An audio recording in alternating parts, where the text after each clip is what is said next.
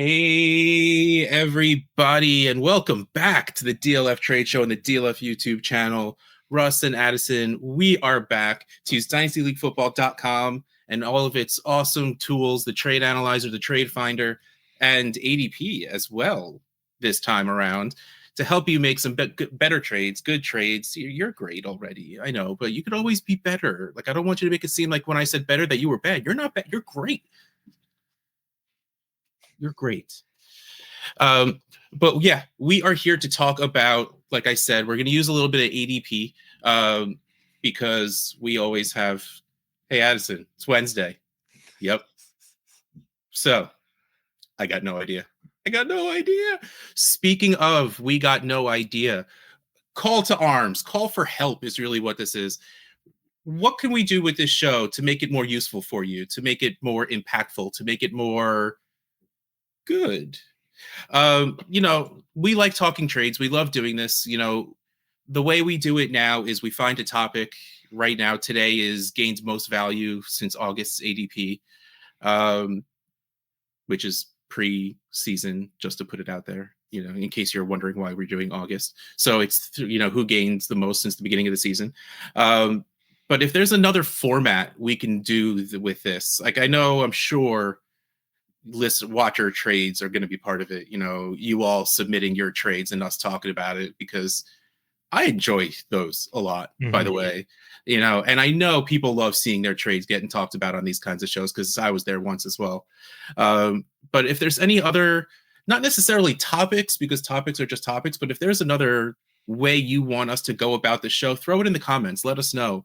DM Addison, DM me, if you don't feel comfortable throwing it in on the comment of the actual video itself. Our DMs are open. At least my DMs are open. I think yours are. Yeah, for sure. Weekly segments, format changes, anything along those lines. If you feel like this show and the template for the show that we've been doing for the past couple of years feels a little stale to you, now might be the time to express ways that you think that we could make it better. We are lumps of clay waiting to be molded by your ideas. How's that for waxing poetic? But we are here today to do a show. We are here to talk about players that have gained the most value from August. And the first one is one that we've probably talked about plenty already. Man, Brian Thomas Jr. is good. Yes, he is. Very good. I mean, there's nothing else really to talk about. In a year of a very mediocre at best Jacksonville Jaguars offense, Brian Thomas Jr. still did really, really, really well. I believe he finished the season as PPR wide receiver 13, but in total points, it was much higher than that because he only missed a game, I think. Total points 4. Yeah, that's what I think. And he was tied for wide receiver 12. Okay. This is according to Fantasy Pros. So okay. I apologize for my scoring being different than Fantasy Pros, because I'm not going to say I was wrong, because I'm never wrong. Well, maybe you saw it was 13. Circumstances. AJ Brown was 12. BTJ was 13. They were tied, but they were alphabetical order. I'm not letting that stand. All right, he was wide receiver 12. Boom. So let's look at some trades with Brian Thomas Jr. to see, because I want all of the Brian Thomas Jr. shares. So I'm very curious to see if I would make some of these trades. First one, Brian Thomas Jr. and 12-team Superflex. Brian Thomas Jr. and Chuba Hubbard for Breece Hall and Baker Mayfield.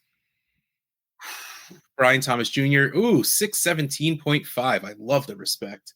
Chuba Hubbard, 93. Not much respect on that one, for a total of 711. For Breece Hall and Baker Mayfield. Breece Hall, 555. Baker Mayfield, 411, for a total of 966. So this is coming in pretty heavy on the Baker and Breece side. Baker, the lone quarterback in this deal.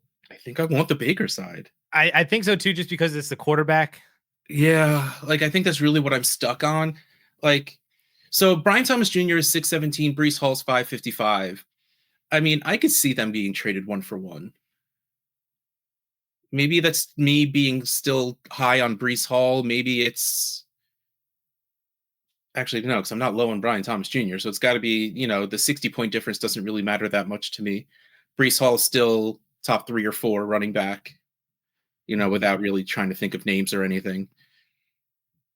And then if that's the case, easily give me Baker over Chuba, which is why I'm sort of on the side of Baker and Brees, not because I don't want Brian Thomas Jr., it's just that even if I'm rebuilding, I get that Baker's a 29-year-old quarterback and Brees is a 23-year-old running. Well, he's a running back, but he's only 23. He still has about another 2 years on his first contract. 1 in the 5th year, yeah. Or no, he doesn't have a 5th year. No, you're right. Yeah, just 1 more year. 1 more year. This is a going and getting your guy. How about that? Like, this is absolutely, I want Brian Thomas Jr. I'm going to go get Brian Thomas Jr. It feels heavy. I don't think I could personally do it. Maybe if this was done in August, like we knew that Brian Thomas Jr. was going to be good, and I wanted the points out of Chuba Hubbard, because Chuba Hubbard's not going to go up in value. The question that every time we talk about Brian Thomas Jr. ever since Doug Peterson got fired, what happens to Brian Thomas Jr.'s value if Ben Johnson ends up there? Oh my God. Oh, don't put those thoughts in my head, Russ. So, like, if something like that were to happen, Brian Thomas Jr. goes up a little bit in value. Do you care about it at that point?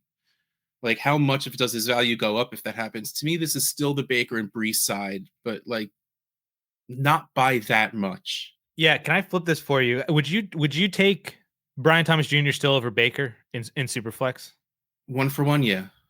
Okay, yeah, that's where I'm at as well. Like, I like Baker. I think he's a very good quarterback, but I think Brian Thomas Jr. is just much more of an elite wide receiver, whereas Baker, I want to say mostly replaceable, but like feels like he's very spiky and also is slightly more along the career path in his age and career trajectory than BTJ is, because BTJ could have a massive year 2, massive year 3, year 4. Like, he could be like the next CD Lamb, Yeah. Whereas Baker is just, maybe he's Kirk Cousins for the next 4 or 5 years, or what Kirk Cousins was.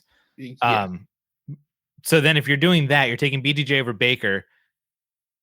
It should there be like a almost 500 point difference between Brees and Chuba? Because like, I know Brees 2 years younger. Chuba had fantastic production. He actually outproduced Brees Hall by over a point per game. And Jonathan Brooks has another knee injury. Chuba signed that 3 or 4 year extension, which isn't really like a 4-year thing. It's more like a 2-year deal with 2 team options. Yeah. But still, like, Chuba, at least for the next couple years under contract in his situation. Brees, as we just mentioned, has 1 more year on his rookie deal. Like, if they're not going to score all that dissimilarly, or Chuba's going to outproduce Brees Hall, is that where you just kind of go into redraft mode for the running back position and you just go and get the most valuable dynasty asset? That's where I'm thinking on this trade. Yeah, and that does, when you put it in that perspective, it really does. It doesn't make me change enough to make me want to do the trade, but it does. You're right. Maybe Chuba is I even said a little joking around, I love the respect on Brian Thomas, no respect on Chuba. Like, 93 points is way too low. He probably should be in the 200s, like, without thinking. Mm-hmm. Yep. Yeah, I think if Chuba was, for me to make this deal on the Brian Thomas Jr. side, I feel like Chuba needs to be like James Cook, like if you just gave me a little bit of a younger player or a little bit more like dynasty value, that I feel like I could then make another move off of that. If I didn't necessarily want James Cook, then I feel like that would make me sway over to the BTJ. Oh yeah, everything I just said, I still want the Brees and Baker side, because I think the dynasty value of Brees is still higher, and you get the 1 quarterback in this deal. Yeah, BTJ is absolutely the best dynasty asset though overall. All right, let's move on to the next trade. Brian Thomas Jr. and the 210 for T. Higgins, the 111 and the 211. Brian Thomas Jr., 618, the 210, 106 for a total of 723. T. Higgins, 330, no respect, I tell you, for the points per game wide receiver 3, baby. The 111, 231, and the 211, 99 for a total of 660. Can't believe you're going to make me say this, but I think I would send T. Higgins in the 111 for Brian Thomas Jr. Now, don't get me wrong. We just saw T. Higgins way outscore Brian Thomas Jr. Yeah, no, like that's the right answer is if you want Brian Thomas Jr., this is a very easy price to pay. Like if I'm going off of Brian Thomas Jr., I need such a better pick than that. Yeah. Like even me going to get T. Higgins, like that one that's definitely needs to have a 0 next to it, like 1-0, and I'm probably thinking the 105, 106. I need one of those, not the wide receiver one in the rookie class, but like the 2 or 3, Yeah. in that area. Yeah, you need to feel like you have like your pick of still like a possibly elite to really good prospect versus like maybe the 111 ends up being the end of that tier. Like if the tier ends Yeah. up being like 105 to 111, who knows? But You want I that feel like choice. at 111, yeah, you want more of that choice of the elite guy to get your shot on them with T. Higgins, with his impending free agency, still has somewhat of an injury history, 3 years older. I'm still crossing my fingers on this year. He was just taking it easy because he was on the tag and didn't want to get hurt on the tag. There's just like, I mean, he did everything possible to get the biggest bag. oh, and in he free got it. agency. He Yeah, absolutely got it. yeah. I think Now he I'm stays in Cincy. just nervous about which. Oh, I love the optimism. I think the salary cap doesn't exist. He's staying in Cincinnati. Part of me wants him to go and be the guy somewhere. Part of me is like, but he has Joe Burrow. Right. I basically laid out that whole thing, and I just posted a Dynasty wide receiver rankings video. I was like, if he leaves and goes to be the wide receiver one somewhere, there's really not many situations where he could be the wide receiver one and still command like 150 targets in an offense and have the quarterback quality of Joe Burrow. And Yeah. if he has the quarterback quality of Joe Burrow, he's probably not getting 150 targets somewhere else. Like that was such a perfect situation for him this year with how much they threw and how like 1B he was still in the offense, not as like the 2. He would really was like he was for the most part was the 1. He was out targeting Jamar Chase in a ton of games. So a new situation. I think you're hoping it's at best as good as Cincinnati. Yeah. And plus, if he stays in Cincinnati, I could just leave this here. I don't need to do anything. Yeah, you still need to fix the 8. You need to like Sharpie over the 8 real quick, but Yeah, I have to see what the back of this frame is like. If it's removable, I might just buy a 5 jersey, fold it up, and put it in there. there you go. All right, let's see what the next player is. Yeah, Bucky Irving. That's another good one. So let's see. 12. Well, talk about Bucky Irving for a second. Spoiler alert, all 3 of these players are rookies. I was going off of the DLF change in player value app, which doesn't necessarily go for the biggest value risers in terms of raw ADP, but it's kind of graded in terms of value based on, a change from 70th overall in ADP to 10th overall. While that's only 60 ADP spots, that's a bigger value gain than somebody who went from 200 to 100, Right. So this is where this list is coming from. BGJ was the number 1 most valuable. Bucky Irving's number 2. Then we'll get to number 3. But Bucky is phenomenal. I think I had him at RB7 in my running back rankings video. Dynasty RB7, which still feels high like when I say that, but he is so good, dude. Like if you remove the round, like if you gave him round 2 draft capital, like what Jonathan Brooks had, or like Javonte or Dobbins or Brees, even you give him round 2 draft capital in the Buccaneers offense, and then based on what he did this year, and what he still did in the wild card game, like holy crap, man, he is so freaking good. Yeah, I think we can erase he's in a committee with Rachaad White. That's so far away. It's not. And I know that's going to still be in people's minds because that's the way the season started with being Rachaad White's ball. But yeah, this is Bucky Irving's backfield, and he'll never have it completely by himself. That's just not the way they seem to play anyway. But he's the guy there. He's the 1A without even thinking about it anymore, and he's every aspect better than Rachaad White in my mind. Yeah, like Cohen came from the McVay system, so you look at what McVay's done with his RB1. Not to say that maybe they'll find a reason to get rid of Bucky for the next running back that they add or whatever, but there's always going to be somebody else involved. But that RB1 is going to be really, really, really good for fantasy football, and it's Bucky Irving for the next 2-3 years probably. Yeah. And I want him. Let's see how much you want him. 12-team super flex. Ooh. Okay. Jaden Daniels and Bucky Irving for Patrick Mahomes, Rome Odunze, the 111 and the 211. I just want the Jaden Daniels side because I want Jaden Daniels everything and everywhere. Okay, That's but let me fair. actually read this stuff. Like, let me actually think about it. I saw Jaden Daniels. I'm like, okay, that side. Jaden Daniels 940, Bucky Irving 235 for a total of 1175. Patrick Mahomes 877 below Jaden Daniels. I love the realism in that right there. The 111 231, the 211 99 for a total of 1597. So 2 for wanting, we are overpaying, 1597 to 1175. What do you think about Roma Dunze? Do you think that, like, I think he's going to be better next year than he was this year. I think that offense is going to be better. I think we saw Caleb Williams get better as the year went on, and just their coach can't be there. I mean, No Mike McCarthy. I can never say that phrase because I know that Urban Meyer exists. So, like, I just, but Yeah, yes, ideally it can't be worse. I do not want Mike McCarthy being their coach, even though they have Man. interest in him. No, I'm leaning back on what you said initially. Like your initial reaction to this is exactly how I view it. I just want Jaden Daniels. Yeah. And I think I'd rather have Bucky Irving than Rome Odunze right now.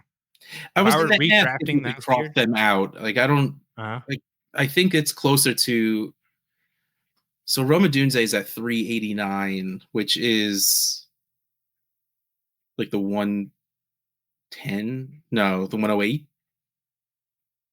Yeah. So you think Bucky Irving's price should be higher than Yes, 234? I do. Yes. Okay. I think it's not. It should be. He should be higher than 234, and Odunze should be lower than 389. I think that I would take Bucky over Odunze. Probably like 350 to 300 or something like that. Okay.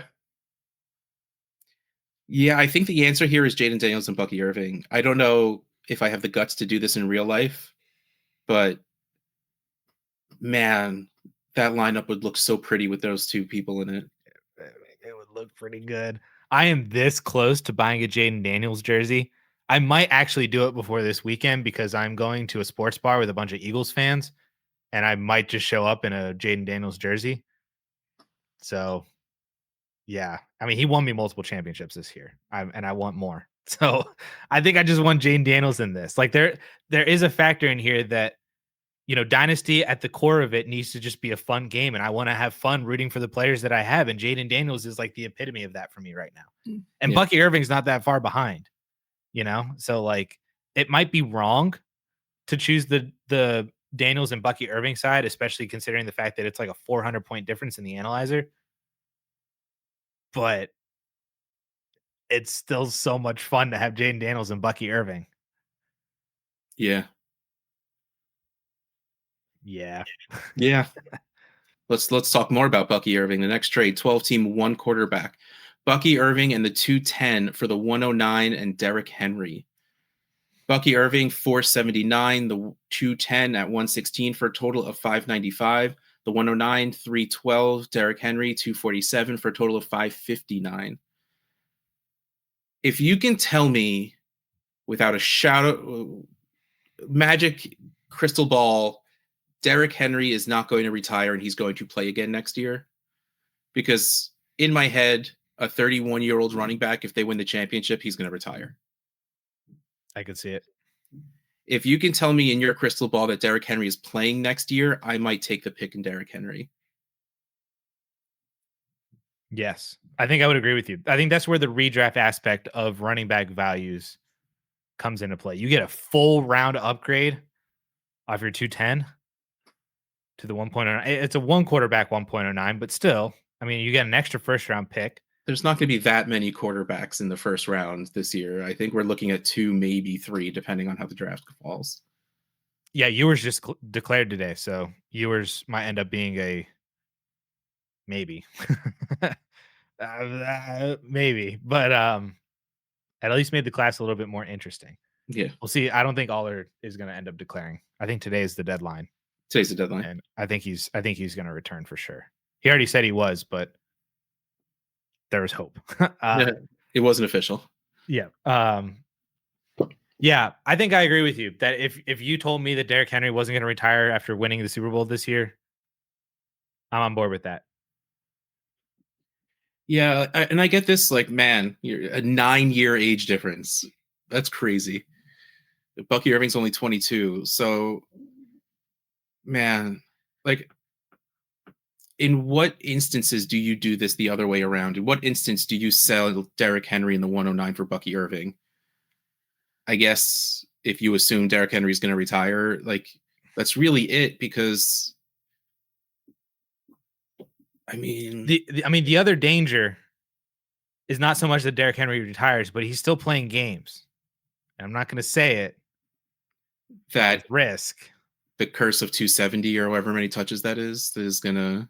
It's just if He's probably like 700 touches for the season. Probably. But it's one of the risks of trading right now for players that are still playing is that the playoffs don't really the NFL playoffs don't really raise players' dynasty values, but it can absolutely crush them if they get hurt.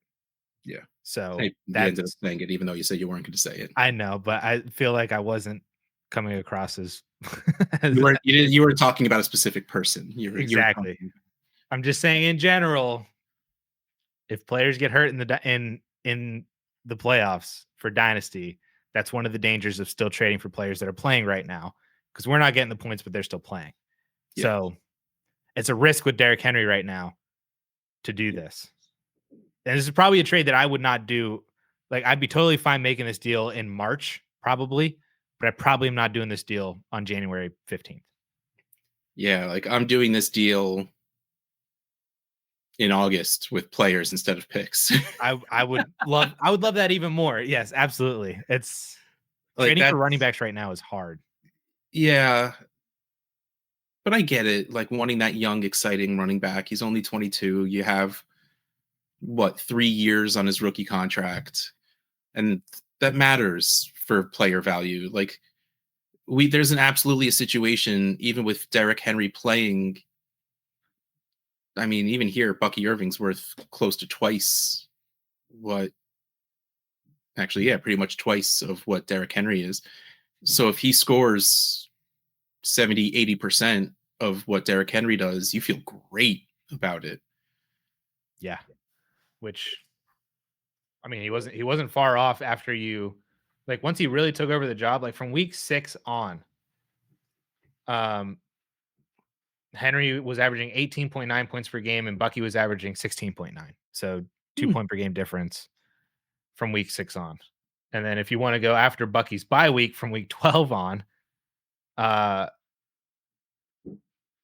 Miles Sanders comes up at the top of the averages because he had 26 points in week 18. Henry averaged 18 points per game. Bucky averaged, where is he? Oh, right behind him, 18 points per game. Post bye week. I don't think I'm doing this trade now, but it's tempting on both sides. Your roster will definitely look flashier with Bucky Irving there. That's for sure. All right, let's see who's next. Ooh, Ladd McConkey. Absolutely. Ladd McConkey is. We laughed. We joked that he was just going to walk into the Keenan role, and you can't do that because Keenan Allen is Keenan Allen, but he kind of walked into the Keenan Allen role. Yeah, he's kind of good. Yeah. I was so wrong. Like, I didn't think he would be bad. I just didn't think he would be this good. And he's this good. He's really good. And then when did he break out too? Because it took them a while to get going into this new offense. Yeah. Yeah, like week 8 on, McConkey was on pace for 100 receptions, 1,500 yards, and 8 touchdowns. And that doesn't include what he did against Houston in the wild card with 9 for 201. So yeah, week 8 on for the wide receivers. He was the PPR wide receiver 11. Yeah, that's nuts. He's pretty good. That's ahead of BTJ. All right, so let's look at these trades. 12-team Superflex, Ladd McConkey and Jalen Wright So Ladd McConkey. For the 111 and Michael Penix. Penix a little too low because there's probably the fact that he was the starter hasn't caught up yet. But Ladd McConkey 306, Jalen Wright 65 for a total of 371. The 111, 231, Michael Penix 161 for a total of 392. Now I think this will catch up. Penix probably will 300s. Probably. Like mid 300s. Like that feels about right. Just because he's the starter at this point, and he hasn't looked bad. Did I just replicate the BTJ trade from the very beginning, just with different players and picks? Oh, because Jalen Wright's kind of Chuba-esque, and yeah, like it's like there's a quarterback on the one side, yeah, the wide receiver, the rookie wide receiver on the other side, and then you have some weird like 111 for Jalen Wright, dynasty wise, doesn't make sense. Just like Brees and Chuba didn't make sense. Yep. Yeah, if Jalen Wright was Chuba Hubbard. If Jalen Wright was someone usable, I think I would take the McConkey side pretty easily on this one. Jalen Wright, I get, is a good prospect right now, with Mostert on his way out, I'm sure, because he did absolutely nothing for the second half of the season anyway.